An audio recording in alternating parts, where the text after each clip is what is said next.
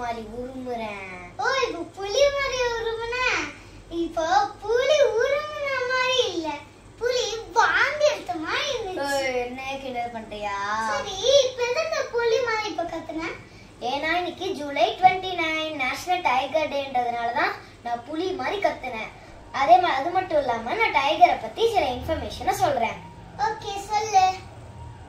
இன்னைக்கு நம்ம ஏன் நேஷனல் டைகர் டே கொண்டாடணும்னு தெரியுமா? தெரியாது. ஏன்?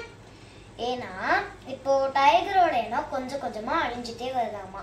அதனால டைகர்ஸ்லாம் பாதுகாக்கிறதுக்காக இந்த நாளை நம்ம செலிப்ரேட் பண்றோம். கிட்டத்தட்ட 100 வருஷத்துக்கு முன்னாடி 1 லட்சத்துக்கும் மேல புலிகள் இருந்துச்சாமா.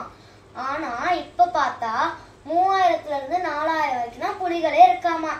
நிஜமாவா? நிஜமா. அதனால புலிகளை பாதுகாக்க வேண்டியது நம்மளோட பொறுப்பு. ஏன்னா புலி நம்மளோட நேஷனல் அனிமல். சரி உனக்கு புலிகளை பத்தி வேற என்ன தெரியும்?